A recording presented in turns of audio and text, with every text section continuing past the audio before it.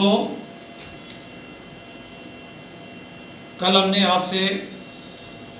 Wegener के महाद्वीपीय विस्थापन सिद्धांत के पूरी प्रक्रिया का डिस्कशन किया था। आज हम उन मुद्दों पर कुछ बात करेंगे जिसके आधार पर वेगनर ने अपने इस सिद्धांत को विद्वानों के सामने प्रस्तुत किया था, जिसे हम उनके सिद्धांत का एविडेंस या प्रमाण कहते हैं। तो चूँकि वो एक जलवायु वैज्ञानिक थे, तो अधिकांश उनके जो प्रमाण थे वो जलवायु तत्वों पर आधारित थे। साथ ही साथ उन्होंने बहुत सारी भूआकृतिक दशाओं का भी अध्ययन किया और भूआकृतिक दशाओं से संबंधित भी साक्ष्य उन्होंने प्रस्तुत किए अपने सिद्धांत के फेवर में। जैसे यहाँ एक छोटा सा डायग्राम दिख रहा है आपको, evidences of continental drift theory, यानी महाद्वीपीय विस्थापन सिद्धांत के प्रमाण। कई सारे प्रमाणों ने क्या, फिजिकल एफिनिटी और फिजिकल फीचर्स भी, और बहुत सारे वनस्पति के जीवाशेष है उनका आधार माना, प्लेसर डिपॉजिट जिसमें गोल्ड के डिपॉजिट्स होते हैं उनके, टिलाइट डिपॉजिट्स जो ग्लेशिएशन की वजह से होते हैं, पोलर वैंडरिंग यानी ध्रुव का स्थान का परिवर्तन होते रहना,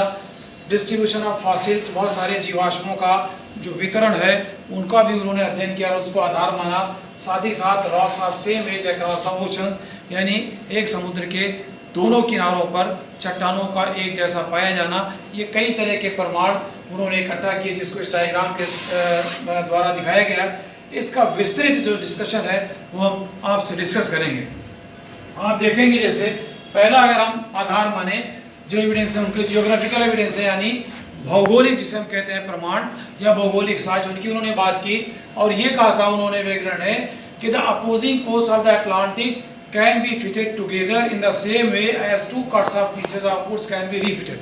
बिल्कुल उन्होंने ये कहा कि अगर हम अंध महासागर को देखें तो अंध महासागर की स्थिति ऐसी है कि दोनों तरफ जो भी महाद्वीपीय भूभाग है, एक तरफ उत्तरी अमेरिका और दक्षिणी अमेरिका और दूसरी तरफ जो यूरोप और अफ्रीका, अगर उन दोनों को एक साथ मिला दिया जाए तो बिल्कुल ठीक उसी तरह से वो मिल जाते हैं जैसे लगता है कि एक लकड़ी के दो टुकड़े कर दिए जाएं और उसको दोबारा मिला दिया जाए। जैसे आप देखें इस चित्र के अनुसार यहाँ इन्होंने ये बात की कि ये जो अफ्रीका है और ये दक्षिणी अमेरिका है, अगर इस वर्तमान में बीच में इनकी एक मध्य महासागर है, लेकिन अगर इनको पास पास लाया जाए तो ऐसा लगता है कि एक दूसरे के साथ ये फिट हो जाएंगे। इसी तरह से अंटार्कटिका महाद्वीप और ऑस्ट्रेलिया जो आज हजारों किलोमीटर दूर हैं, अगर उनको पास लाया जाए तो ऐसा लगता है कि वो एक दूसरे के साथ फिट हो जाएंगे। ऐसे ही है इंडिया और अफ्रीका का हिस्सा, अरेबिया और अफ्रीका का हिस्सा, या मेडागास्कर। तो कई सारे प्रमाण उन्होंने प्रस्तुत किए और ये कहा ये जो दशाएं हमें दिख रही हैं कि अगर वर्तमान में जो हजारों किलोमीटर दूर महाद्वीप हैं, अगर उनको पास लाया जाए तो ऐसा लगता है वो एक दूसरे के साथ फिट हो जाएंगे, जो इस बात को प्रमाणित करते हैं प्रारंभ में ये किसी समय ये एक दूसरे से जरूर जुड़े रहे होंगे, जैसे कागज के टुकड़े को या लकड़ी के दो टुकड़े कर दिए जाएं, उसको आपस में जोड़ दिया जाए। तो बात वही होती है कि इन महाद्वीपों की स्थिति देख के ये कहा जा सकता है कि अगर वर्तमान में उनको एक साथ करीब लाया जाए तो वो जुड़ सकते हैं। तो निश्चित रूप से प्रारंभ में ये एक ही खंड के जो है वो एक ही स्थल के भाग रहे होंगे जो बाद में विस्थापित हुए हैं, यानी प्रारंभ में एक साथ ये जुड़े रहे होंगे, जिसका नाम उन्होंने पैंजिया दिया था। ये इस बात को प्रमाणित करते हैं कि जो पैंजिया था वो इन्हीं महाद्वीपों का मिला हुआ रूप था, क्योंकि वर्तमान में अगर इनको मिलाया जाए तो लगभग वही आकार उनका आ जाता है। इसी को कहा था उन्होंने जिग्सा फिट। जिग्सा फिट का मतलब यह है, आप देख रहे हैं जिग्सा फिट का मतलब वही है कि जैसे दो लकड़ी के टुकड़े काटे जाएं और उनको आपस में जोड़ दिया जाए तो बिल्कुल लगता है कि वापस एक जैसे ही वो एक ही हिस्सा बन गए हो बजाय दो टुकड़ों के, उसी को हम कहते हैं जिग्सा फिट। एक बात तो उन्होंने ये की थी खासतौर से अंध महासागर के संदर्भ में, ये कहा कि अंध महासागर के दोनों ओर जो भी स्थित महाद्वीप हैं, अगर उनको वापस लाया जाए पास में तो ऐसा लगता है वो जिग्सा फिट की तरह फिट हो जाएंगे। ठीक इसी तरह से कहा कि Greenland seems to fit in the well with the Ellesmere and Baffin island. तो जो कनाडा का कोस्ट है उधर कनाडा के पास अगर ग्रीनलैंड को और एल्समेयर और बैफिन आइलैंड को मिलाया जाए, ऐसा लगता है कि वो आपस में एक साथ मिल जाएंगे, जो इस बात को प्रमाणित करते हैं कि प्रारंभ में ये एक साथ मिले हुए होंगे, समय के साथ साथ इनमें विस्थापन हो गया और ये दूर चले गए। इसी चीज़ को उन्होंने कहा कि west coast of India, Madagascar and Africa, यहाँ जैसे हमने इस चित्र में देखा था कि west coast of India, Madagascar and Africa, ये पूरे के पूरे एक साथ जैसे लगता है कि फिट हो चुके हैं। ऐसा अगर इसको एक पास साथ लाया जाए, एक दूसरे से मिल जाते हैं। तो ये सारे प्रमाण उन्होंने जिग्सा फिट के रूप में समझाया, जो साथ ही साथ ये कहा कि similarly east Antarctica and south Australia seems to have been joined, यानी अंटार्कटिका और ऑस्ट्रेलिया, जैसा मैंने आपसे बात की,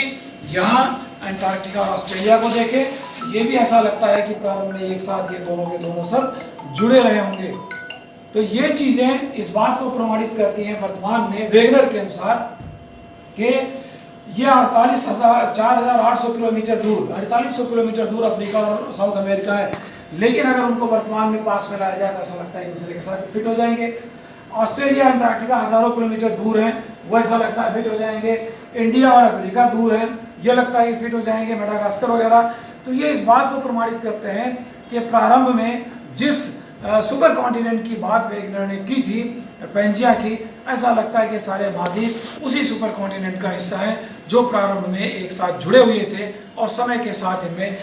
विखंडन हुआ और विस्थापन हुआ और वर्तमान में अलग अलग जगहों पर ये स्थापित पाए जा रहे हैं, लेकिन प्रारंभ में उनकी अवस्था ऐसी थी। तो इस बात को उन्होंने विस्थापन को, यानी पेंजिया महाद्वीप का जो कॉन्सेप्ट था उसको सिद्ध करने के लिए उन्होंने जिग्सा फिट का पहला एविडेंस लिया और ये कहा कि वर्तमान में जो स्थिति दिख रही है महाद्वीपों की, ये स्थिति तभी संभव है जब ये प्रारंभ में किसी एक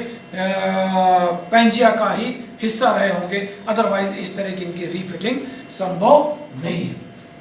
हालांकि इन सब चीज़ों पे बहुत सारी आलोचनाएं बाद में, जिसको हम बाद में डिस्कस करेंगे। तो वो हमारा था पहला ज्योग्राफिकल एविडेंस। दूसरा जो एविडेंस है उसको जियोलॉजिकल एविडेंस के नाम में उसको वर्गीकृत अगर हम करें, तो इसमें उन्होंने क्या कहा कि जो धरातलीय स्वरूप है, विशेष रूप से पर्वत श्रेणियाँ और जो चट्टानें पाई जाती हैं, उनकी बनावट में क्या सिमिलरिटी है, उन सिमिलरिटी को भी इन्होंने आधार मान के वेगनर ने ये कहा कि Caledonian and Hercynian mountain system of western and eastern coastal area of Atlantic are similar and identical. यानी इन्होंने ये कहा कि जी कैलिडोनियन और हर्सिनियन माउंटेन सिस्टम है, यानी कैलिडोनियन माउंटेन का मतलब और हर्सिनियन का जो वेस्टर्न यूरोप के माउंटेन सिस्टम है, और फिर उधर अमेरिका के जो माउंटेन सिस्टम, यूरोप और अमेरिका के जो माउंटेन सिस्टम है, जो अंध महासागर के एक तो पश्चिमी किनारे पर जैसे अमेरिका का अपलेशियन और पूर्वी किनारे पर कैलिडोनियन माउंटेन, नॉर्वे और स्वीडन वाला ये सारा जो है, यानी अंध महासागर के दोनों कोस्ट जो है पश्चिम और पूर्व वाले, जैसे लिखा अपलेशियंस ऑफ नॉर्थ अमेरिका जो अंध महासागर के पश्चिमी तट पर है, और दूसरा है Ireland, Wales, north western Ireland and Wales जो इंग्लैंड का, और नॉर्थ वेस्टर्न यूरोप ये नॉर्वे, स्वीडन, फिनलैंड। इनको अगर देखा जाए तो इनकी जो जियोलॉजिकल स्ट्रक्चर है वो बिल्कुल एक जैसी है, जो इस बात को प्रमाणित करते हैं कि प्रारंभ में ये एक साथ रहे होंगे और टूट के अलग हुए होंगे, इसीलिए इनमें समानता पाई जाती है। फिर उसके बाद ये कहा कि geological structure of western and eastern coast of Atlantic is more or less similar, यानी जियोलॉजिकल स्ट्रक्चर जो है, यानी चट्टानों की जो संरचना है, वो भी महासागर के पश्चिमी किनारे पर पाए जाने वाले जो दक्षिणी अमेरिका और उत्तरी अमेरिका है, तथा पूर्वी किनारे पर पाए जाने वाला जो अफ्रीका महाद्वीप है, उनकी चट्टानों की अगर बनावट देखा जाए तो वो चट्टानों की बनावट, उनकी परतों की प्रणाली, उनका जो तंत्र है वो भी लगभग एक जैसा है, जो इस बात को प्रमाणित करते हैं जैसे एक किताब है कई पेज की, उसको बीच में से कट कर दिया जाए और उसके बाद देखा जाए तो दोनों पन्ने एक जैसे दिखेंगे दोनों टुकड़े के। ठीक उसी तरह से यहाँ चट्टानों की जो परतें हैं वो परतें भी एक तरह की दिख रही हैं, जो इस बात को प्रमाणित करती हैं कि निश्चित रूप से कभी ना कभी एक साथ जुड़े हुए होंगे। और लास्ट जो जियोलॉजिकल एविडेंस था वो ये कि Gondwana system of sediments are found in India, Africa, Falkland island, Madagascar, Antarctica and Australia. तो जो गोंडवाना लैंड सिस्टम है, यानी जो पेंजिया महाद्वीप का दक्षिणी भूभाग था, उस दक्षिणी भूभाग का हिस्सा भारत में भी पाया जाता है, अफ्रीका में भी पाया जाता है, दक्षिणी अमेरिका का फॉकलैंड आइलैंड, मेडागास्कर, बहुत दूर स्थित अंटार्कटिका और ऑस्ट्रेलिया महाद्वीपों में भी सेम जियोलॉजिकल स्ट्रक्चर पाया जाना इस बात को प्रमाणित करते हैं ये सारे के सारे भूखंड कभी ना कभी एक साथ जुड़े हुए होंगे, तभी इनके इस रॉक सिस्टम में या सेडिमेंट्स में जो अवसाद हैं उन अवसादों में समानता तभी संभव है जब ये प्रारंभ में एक साथ जुड़े रहे होंगे। वर्तमान में ज़रूर ये दूर दूर हैं, लेकिन अगर इतनी दूर होने के बाद भी इनमें समानता पाई जाती है तो निश्चित रूप से कभी ना कभी एक साथ जुड़े रहे होंगे। तो आज हमने आपसे 2 एविडेंसेस की बात की, कल हम बाकी सारे प्रमाणों का डिस्कशन आपसे करेंगे। धन्यवाद।